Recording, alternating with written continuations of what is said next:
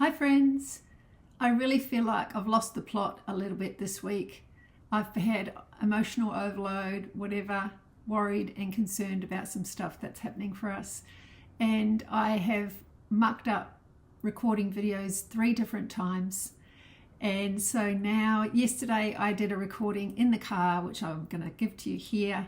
And so this is one of those in-between videos that's giving me a break from having to do the editing of all the paintings together and talk over it and stuff.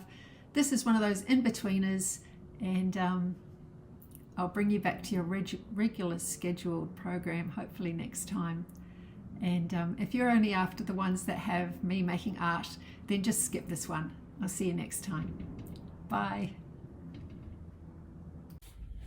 Hello, I've decided to do an update video from the car.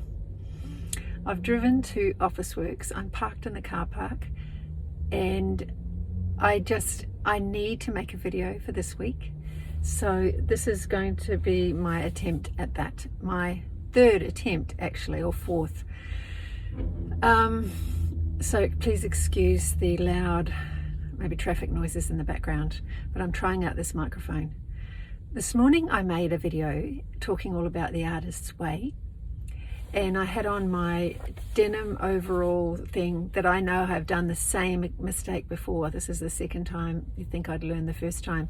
I clipped a microphone onto there, and the weight of it made it fall over and face outwards.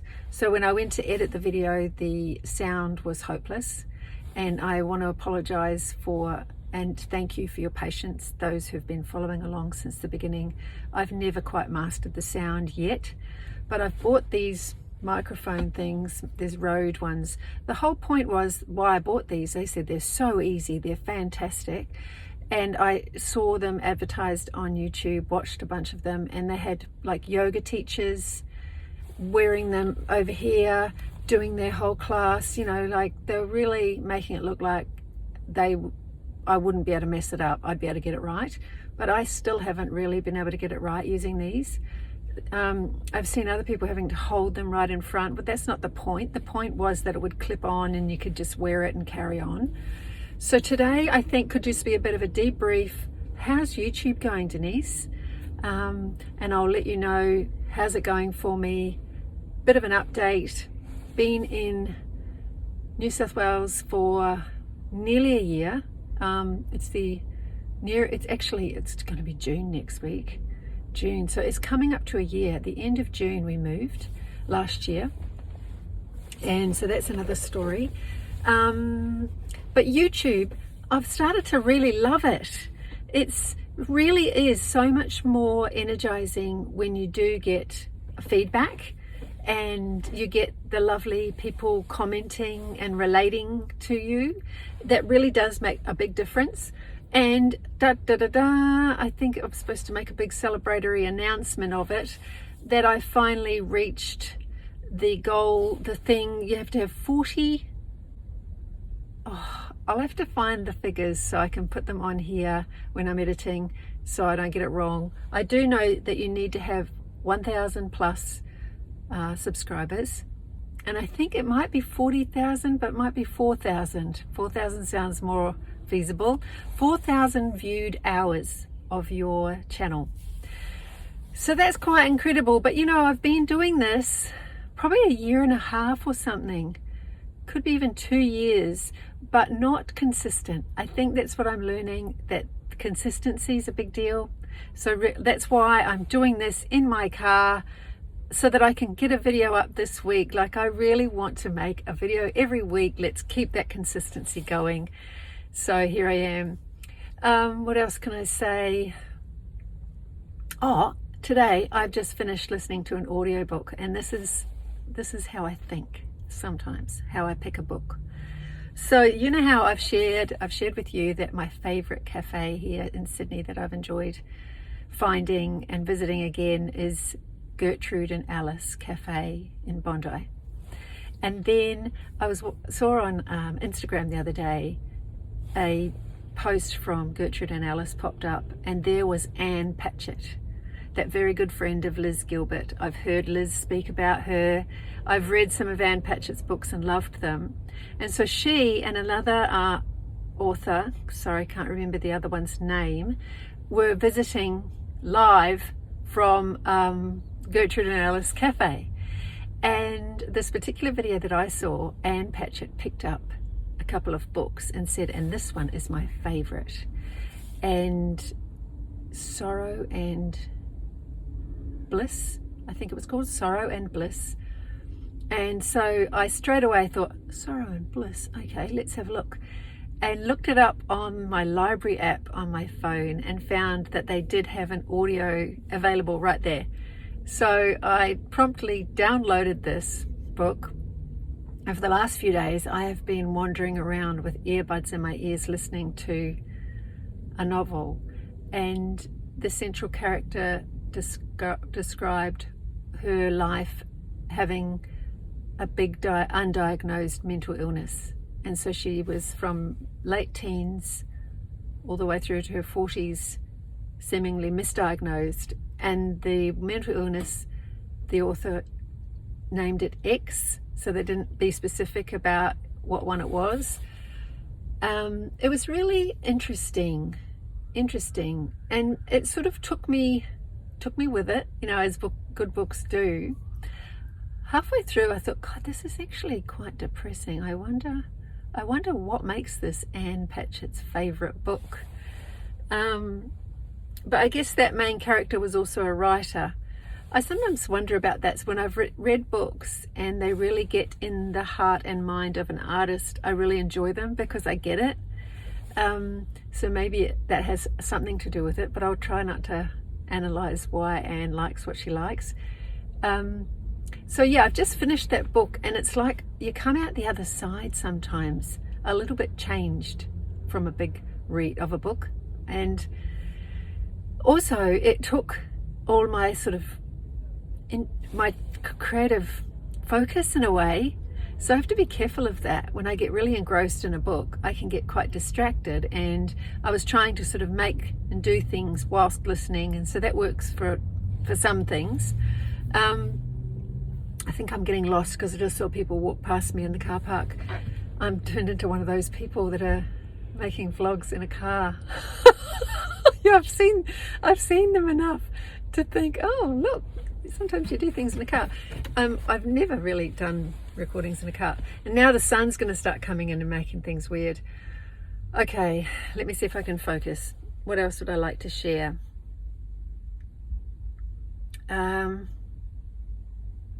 Another video that I had made this week. Oh look, the reflection's going to be crazy.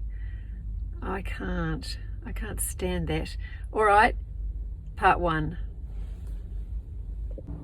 Okay, I'm back in the car after running the errands. Let me see what this sounds like. Okay, I'll try for part two. I had a little listen to hear the audio. I really don't know if it's working or not correctly. It didn't sound great to me.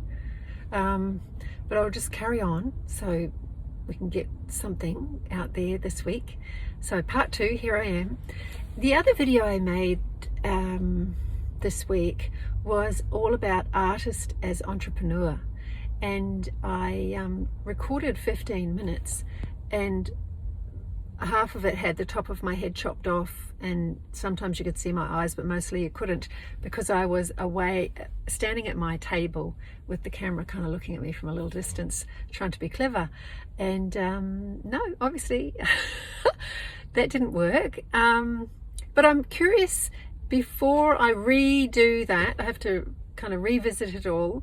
It was interesting in a way to listen to what I said and consider, all right, is that, you know, almost like, put it this way, sometimes I feel like I want to just talk to you like a friend and say it all how it is.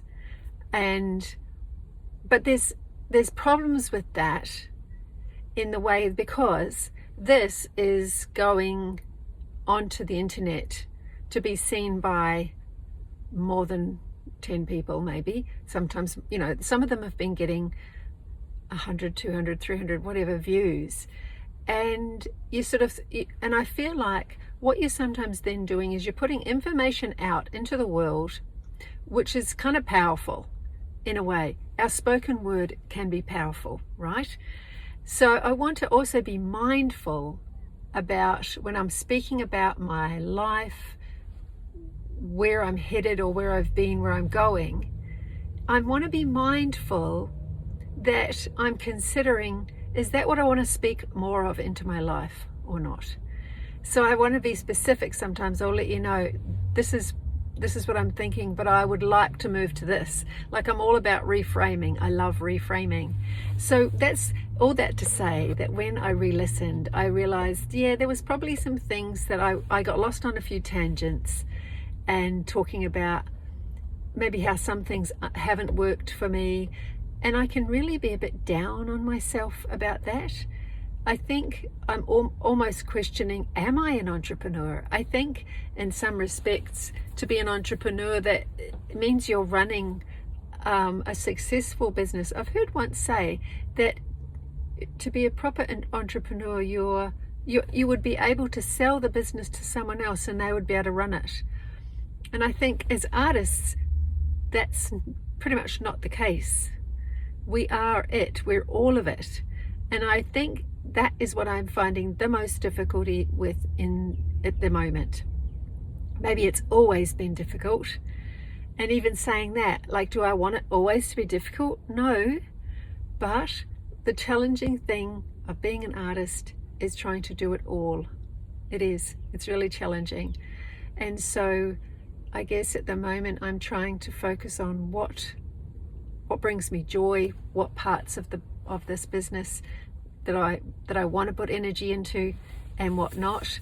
And that's where I've decided YouTube is one of those places. I like putting energy into it because it feels like you're creating a library of your own resources that other people can find along the way, which is lovely.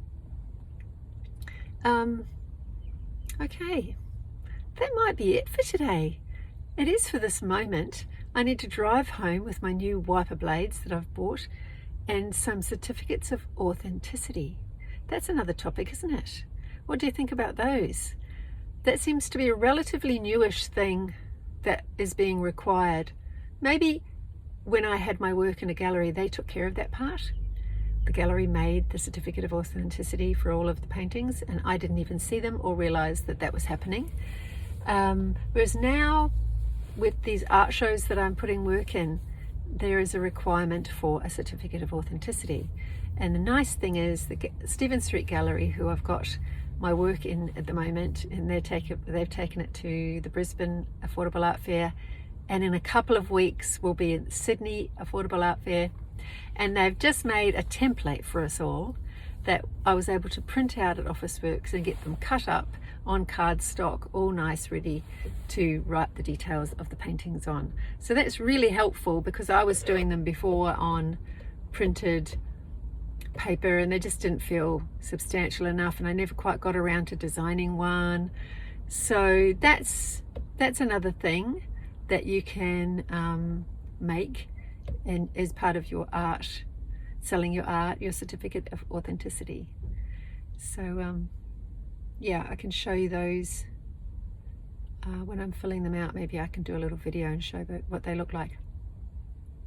Actually, I don't think certificates of authenticity are anything new, but for me personally, I wonder at what's the point of them, because if you sign a painting, you might write on the back of it. I just thought that was enough. That shows me that was from the artist. But I guess in the world of plagiarism and copying and whatever, maybe we want more certificates, we want pieces of paper. So here they are. All right. Well, thank you very much for joining me, and thanks for liking and subscribing. This is the first, and I don't know if I'll do others in the car, and it's oriented portrait instead of landscape. So anyway, what is it? Done, not perfect. That's definitely what we've got happening today. All right. See you next time. Bye.